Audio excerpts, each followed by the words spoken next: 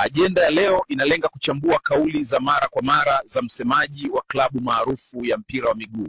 Siku nzuri kwa Simba zinakuja lini, Ahmed Ally? Miaka 4 sasa bila kombe.